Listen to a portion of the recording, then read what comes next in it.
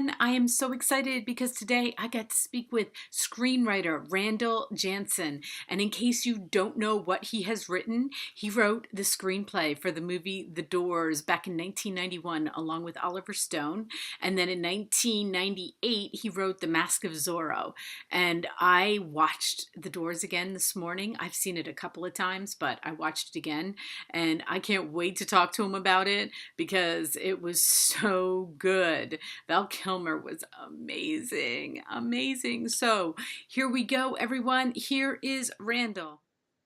Hi, everyone. I am so excited because I am speaking with screenwriter Randall Jansen. And for all of you who don't know who he is, he wrote the screenplay for the movie The Doors all the way back in 1991. And I wrote the story for The Mask of Zorro. And I watched The Doors this morning again. Oh. Thank you. Wow, that's quite a breakfast. That's quite a breakfast. And let me tell you, I've watched it so many times since 1991. I mean, I remember going to the movies to see it. I'm a huge Doors fan. I'm 54. I'm right there, you know, in that age group where we grew up with the Doors. Sort of, kind of. Not really, but, you know, they kind of made they kind of came back in the late 70s, early 80s, you know? Oh, yeah. In fact, I was just recently contacted by a woman who's considering doing a documentary on the Doors from the point of view of fans and how she finds it very, somewhat anomalous in the fickle world of pop culture that a band like that continues to stay in the zeitgeist. You know, it's interesting. I know my kids listen to it. You know, I have kids that are in their 20s and 30s, and they're listening to it again, and I think it's like gonna just keep going. I don't think it's gonna end. So this movie, that the greatest thing for you about this movie is it's just, you know, it's on Amazon. You can watch it again. It was actually free on Amazon. So if you have Prime, you can keep watching it again and again, and you know. Sadly, that doesn't put any pennies in my pocket, you know, anymore. But that's okay. I'm glad people are out there seeing it still, and it's finding it seems to find a new audience all the time. It's a polarizing point, though. A lot of hardcore Doors fans don't like the movie, and there are reasons, you know, sort of for that. You know, so it's very polarizing sometimes, I've found, amongst Doors fans. Yeah, and you know, I always had I have 6 children. Okay, my two older sons. Like when I read No One Gets Out of Here Alive. Okay, way back in the day, when they were getting like into drugs and alcohol age group, I made them read the book because I thought nothing can turn you off more to drugs and alcohol than that book. That's pretty good. I hadn't. I'll have to think about that some more. Now. Yeah, and then watching the movie again, you know, having not watched it in a couple of years, and I was like, wow. I mean, you're right. I don't even. I mean, how did you? Because did you base it off that book, or did you not base it off the book? No, we did not have the rights to that book, and I was, in fact, told to steer clear of it as much as possible, you know, because they had not negotiated for the rights for that.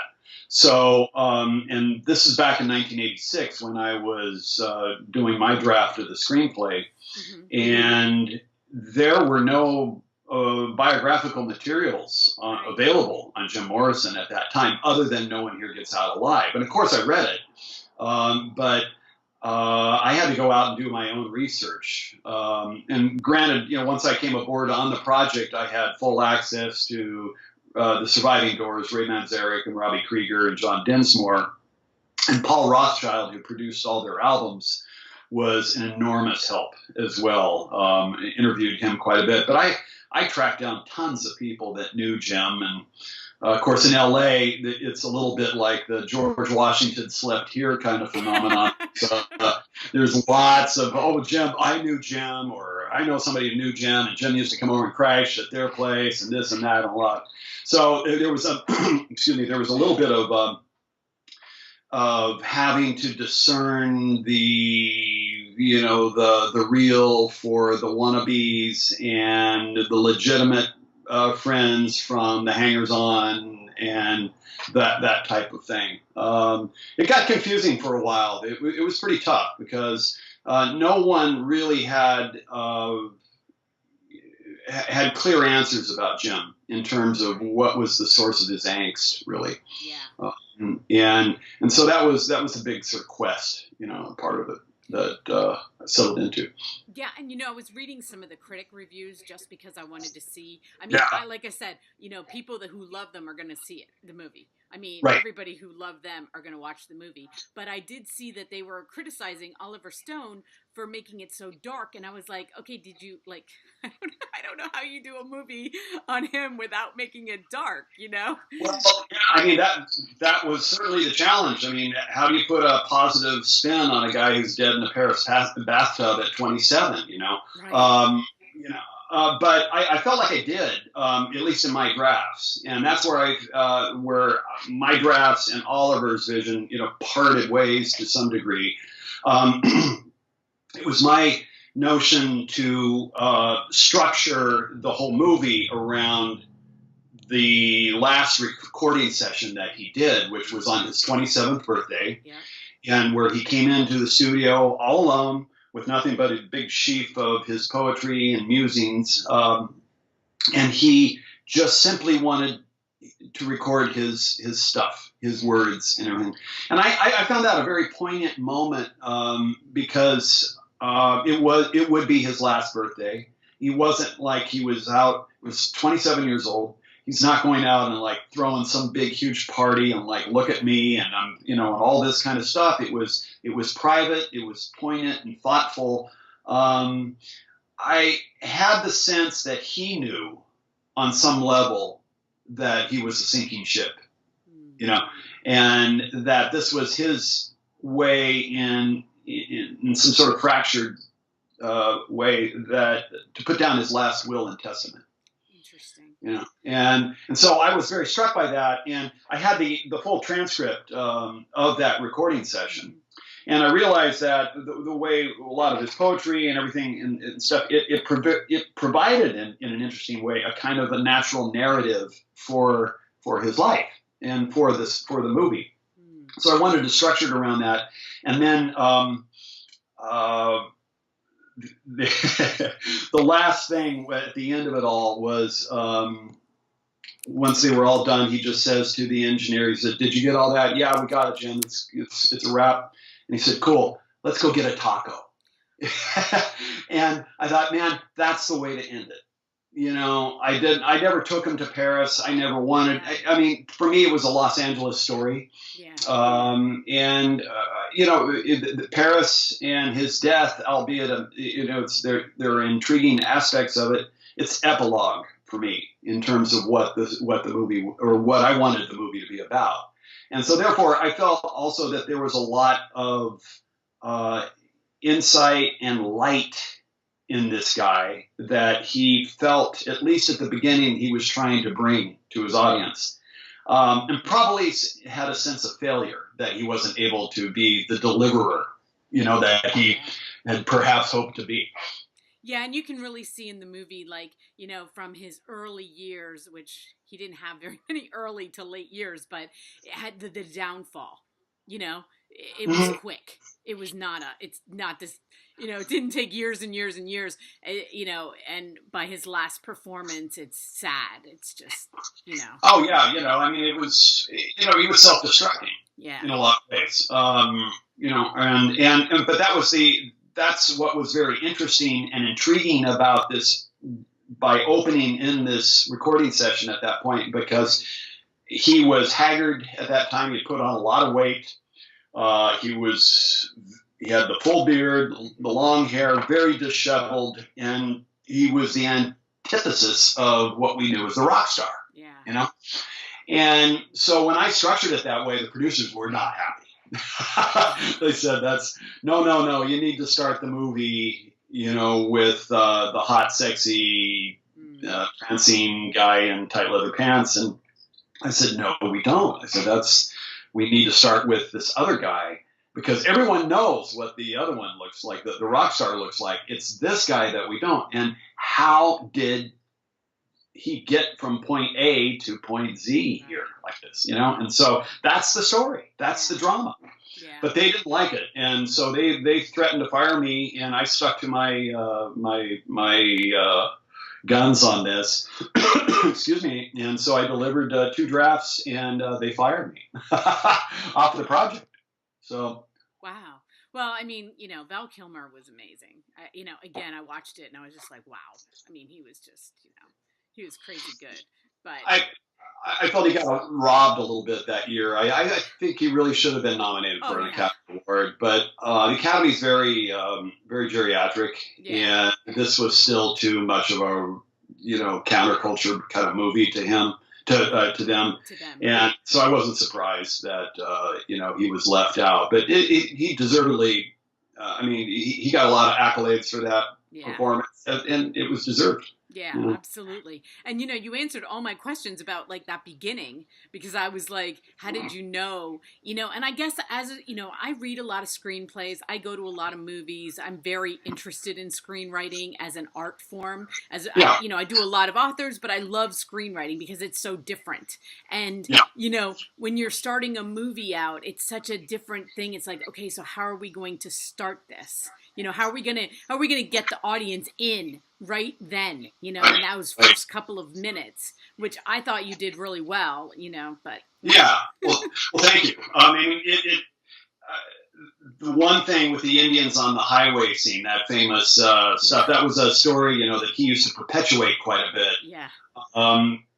Legally, we were not allowed to show or portray his parents in the movie. That was part of the deal, and except for that moment, for that one scene. And so I actually interviewed his parents.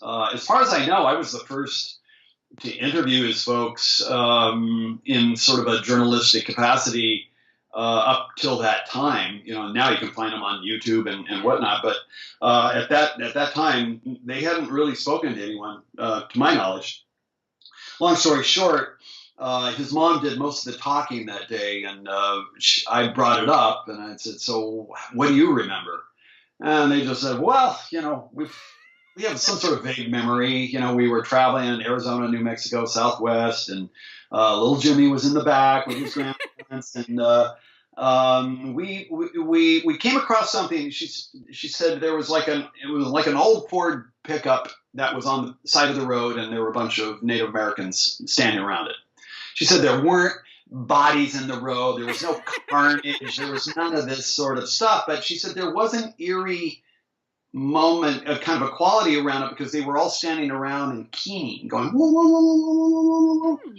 And she said, we slowed down, and she said, it's possible somebody could have been dying. We didn't know, but it was just kind of a crowd, and they were all keening. And she said to a little impressionable boy in the back seat, this might have struck him as being a very eerie, strange scene, And there was a pause, and then she looked at me and she said, little Jimmy had a tendency to embellish.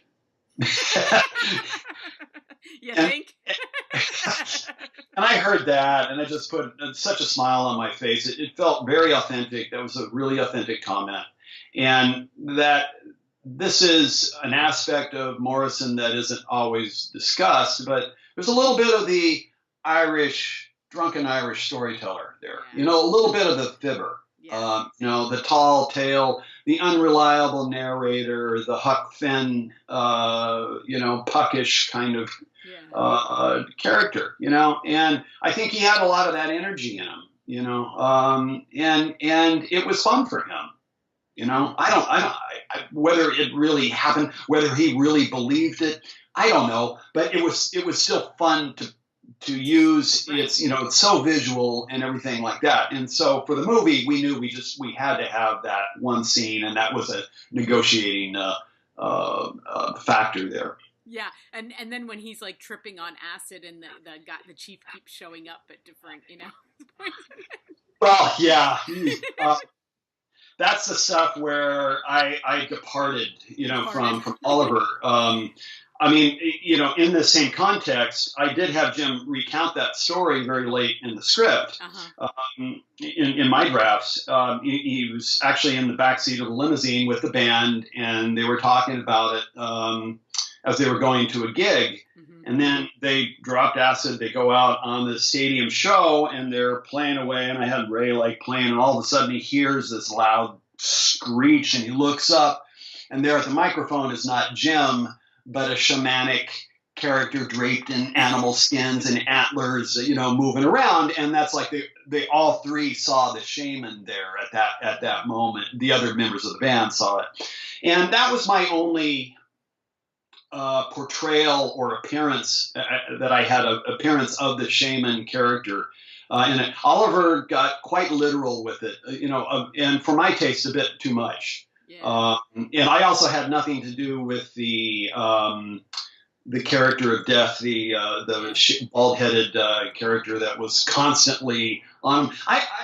That was another thing where I felt like I disagreed with Oliver, that I didn't feel that Jim was death obsessed. No more than anyone else. Perhaps maybe at the very end he got a little, he got way down, but I don't think he was obsessed with it. He was curious about it just like anyone else, but really never felt to me like he had it sitting on his shoulder, almost as Stone would like to have.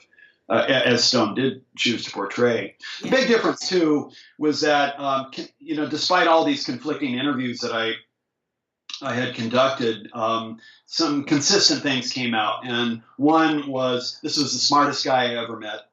Right. And two, I never saw him without a book in his hand. Yeah. He was always reading, always inquiring, always questioning stuff.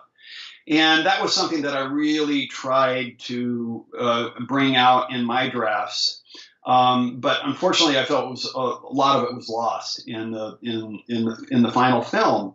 If Oliver had just subbed out a book instead of a fifth of whiskey in his hand, in one or two scenes later in the movie, we might have had slightly more positive. Perception of him. He had a great intellect, and he was very, very bright. And there was a lot of the antics, a lot of the things that he was doing on stage had an intellectual and or art impetus behind them. He was very influenced by the living theater and provocative performances of artists that were iconoclasts in terms of the performing world. He had a fascination with that. Yeah. By the way, he went to UCLA Film School, where Jim and Ray both did. And when I got there in fall of '79, there were still two instructors there, two or three actually, but I had two of them who had Jim and Ray as students. Awesome. And so it was very interesting to talk to them about them. And one, the late Ed Brokaw, said that of those two guys, he said Ray was the better filmmaker. Ray was actually, a phenomenal filmmaker, and you can find his student films on YouTube now. Induction, and I forget the other one, but they're really eloquent. But he said Jim's ideas were too much in the abstract. Yeah. He couldn't translate them cinematically and make them work. And so Ed thought that poetry and performance was a far better of his artistic expression than film. And yet he was remained fascinated with film and cinema all the rest of his life. Right. Well, and I was thinking about you is like you graduated from the film school in 1982, right? Correct. The same year I graduated from high school. And then this movie is made in 91, and I was like, and you're getting to work with Oliver Stone. Okay, so for all the new screenwriters out there that are going to watch this, like, how does that happen? Yeah, well, I will correct this. As I said earlier, that I had been fired off the project. I was. They canned me. They hired. They threw out my drafts, and they hired and fired two other writers following me. And then 3.5 years later, I actually bumped into Ray in town at a gig that he was playing. And he said, "You're going to get a call from Oliver Stone." And I had heard and read in the trades that Stone was now aboard as the director on the movie because Madonna and Evita fell through. So he was going to now do The Doors. And he said, "You're going to get a call from him," because I was at this meeting last week and Oliver was there and asked to read all the drafts by the previous screenwriters. And he said he did. And he said, "I read them all and I like Randall's the best. I'm going to work off of that." And so I did. I got a call from him. And we met for about, came down and met him at his office in Santa Monica, and we chatted for about 20 minutes. And then it was kind of like, "Hey, well, great. Your screenplays inspired me a great deal. I'm going to go and do my draft and then go make the movie." And but when it's all done, he said, "I think we'll maybe be, the Writers Guild will be very good to you." This is basically what he said, which, okay. But circling back then to how does this happen, the film business is, at least at that time, is a very streaky business. So it's kind of like sports, professional sports in a way. When you're hot, you're really hot. Right. And so you really want to make the most of that. And so usually your representation, everyone from your agents to your attorneys are out there just saying, "Hey, oh man, line them up. This guy's so good, he's so hot," or whatever. "Or this girl is just amazing. You gotta have her in every movie."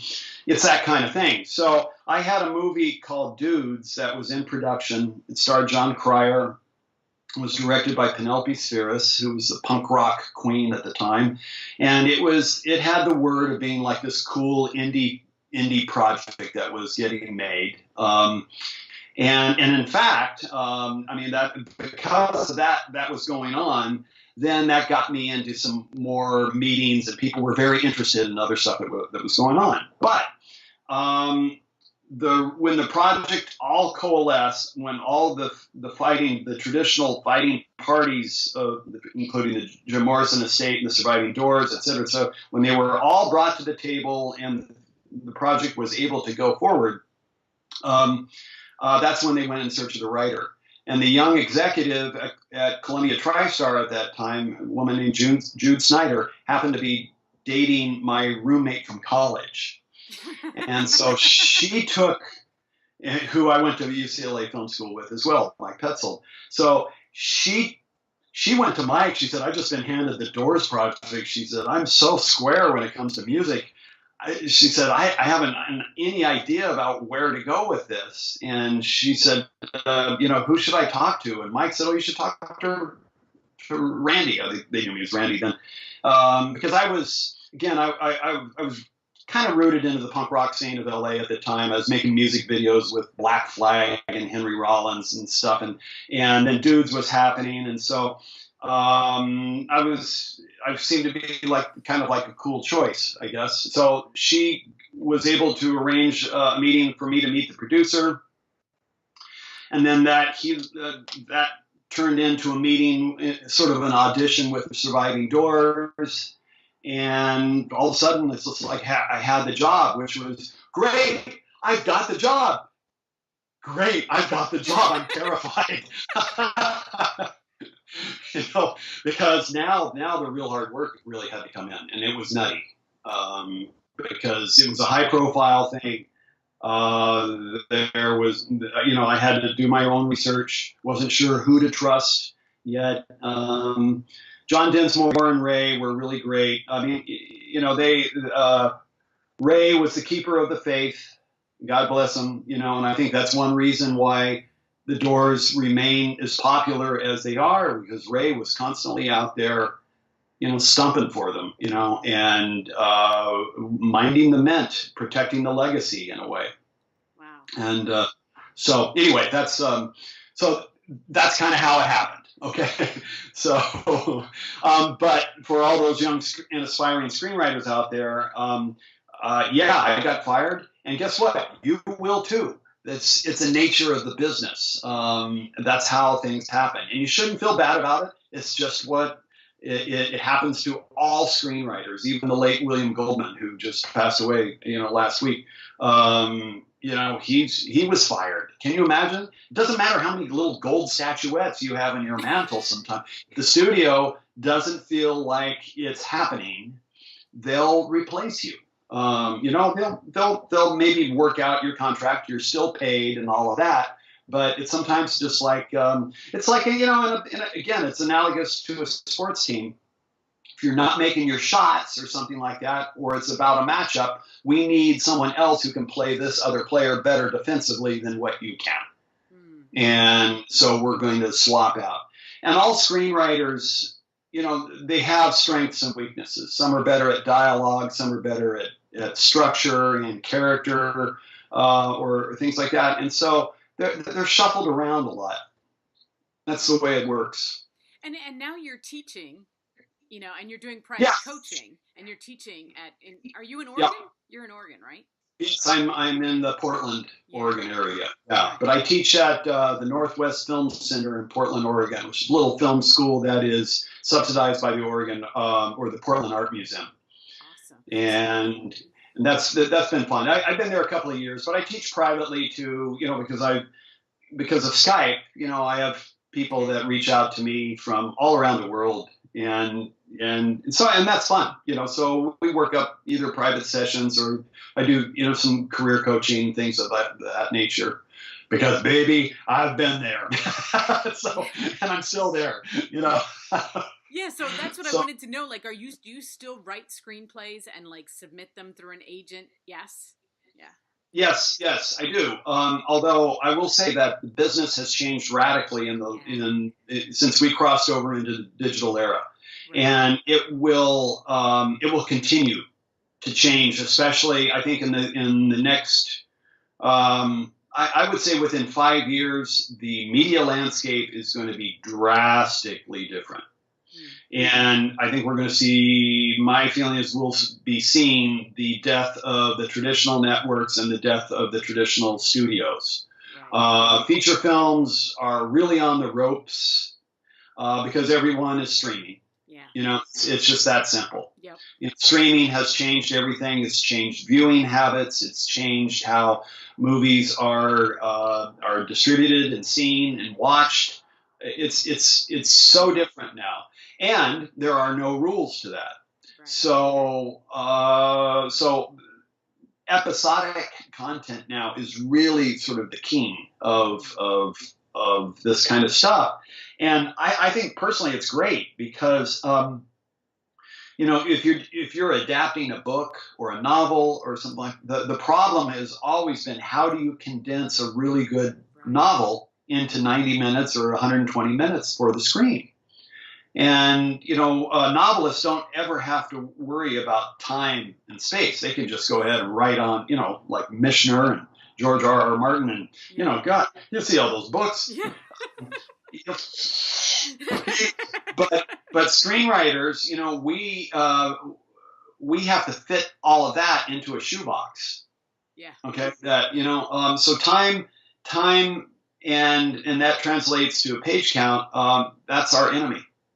Right. So we have to make hard decisions a lot of times in terms of what to keep and what not to include. And this is invariably, it's going to disappoint someone who's going to be a fan of the book prior, right? Right. But I think a lot of that is changing now, and because of these longer formats, like a 10-hour limited series or something, we're getting more of the equivalent of an actual novel on the screen. Yeah. And it's terrific. I love limited series myself. Mm-hmm. The ones that are open-ended, if you do a survey with fans out there, they'll probably say, oh, the first 2-3 seasons were the best. And then it starts going, maybe it kind of wraps back around but it invariably trails off. Mm-hmm. rarely get one that's just saying, "Oh man, it stayed so good." Breaking Bad stayed pretty great all the way through. Mad Men stayed pretty great all the way through. But now these newer formats, though, I think are fostering just great work. And so we're seeing hour-long episodes as almost being like the ideal.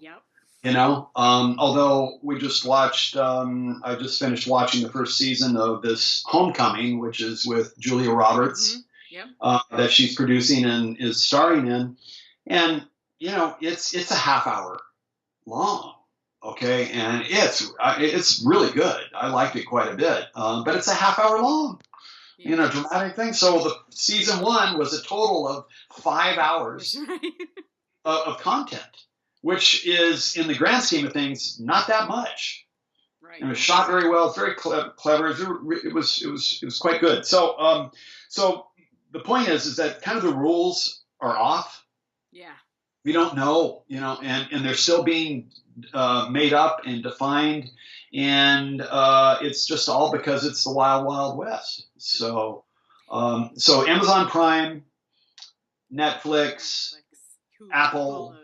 Yeah, all the digitals are going to be more and more predominant, and that's just the way it's going to be. CBS, NBC, going the way of the dodo, I think. Yeah. I go to the movies all the time. I love the movies. I love seeing a movie the weekend it comes out. I'm one of those people. A lot of people aren't like that anymore. Yeah. I've noticed that if I go to a movie like Bohemian Rhapsody and Creed 2, like the movie theater's empty.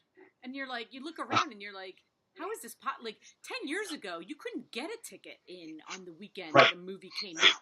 But, even with this Doors movie and then, of course, Bohemian Rhapsody, which is also a biopic, like the critics are like, well, you have to stick a whole person's life, and Freddie lived longer, into, a 2-hour movie.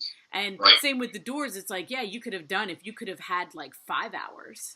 4 hours, you can go a little bit deeper, which I think is what people want too now, because of YouTube and because of, they don't want to sit there and watch an hour and a half, 2 hour. They want to go and watch a mini series, limited series, or something like that. And I think you're right. I think it's changing. I think people are changing the way they want to see things. It's a good point about Bohemian Rhapsody. I haven't seen it yet, but from what I've read, the criticism of it is that it doesn't go deep enough. It does. I mean, it doesn't, but it couldn't, because to take it from the beginning to the end, and they got mad because some certain timelines didn't add up, and stuff like that. But as someone who reads screenplays and who understands it a little bit more, I'm like, you don't understand. There is only so many. They had to condense something, or else it's going to be a 3-hour movie. Right. So. And you're absolutely right. Again, the biopic, in the old days, it used to be the cradle to the grave, sort of storyline. And, or I would say that's actually not true.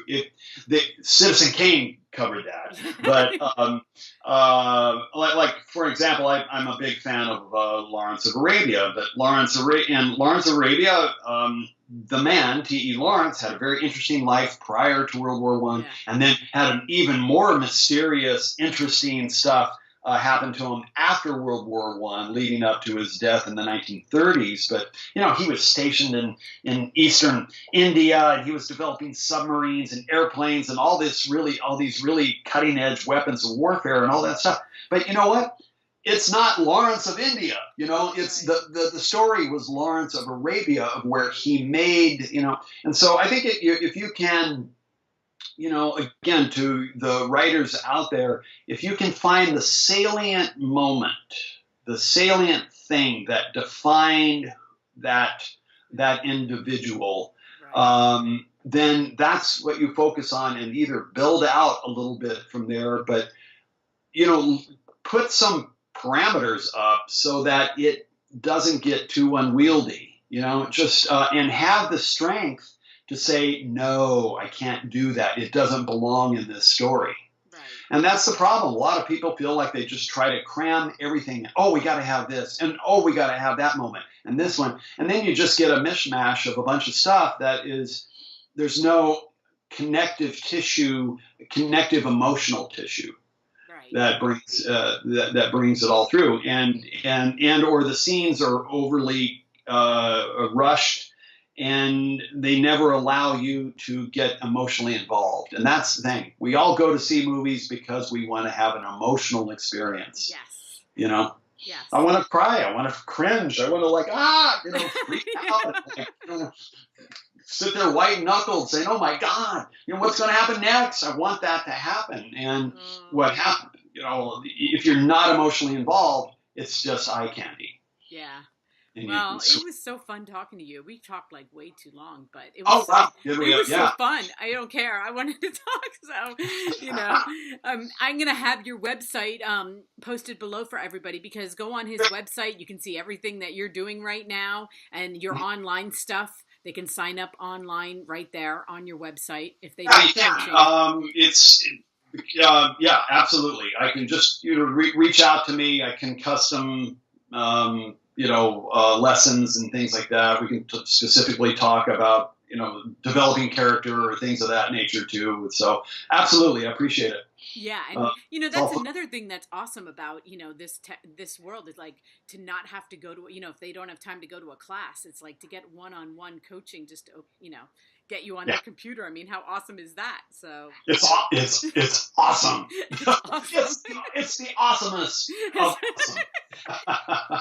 Well, it was so much fun talking to you, and I will put this all over, and I'll even link the Amazon Prime movie that everybody can go watch. So what Amazon Prime? What the Doors, the Amazon Prime. Oh, not Amazon Prime. Yeah.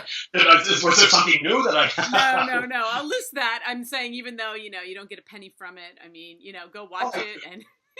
I feel if they watch it on Amazon Prime. Yeah. That's of course, fantastic. Thank you. Yeah, there's a whole new generation out there. Discover. That's right. That's right. Well, thank you so much, and you have a great weekend. And talk to you soon. I'd love to talk to you. Thank you, Michelle. That's awesome.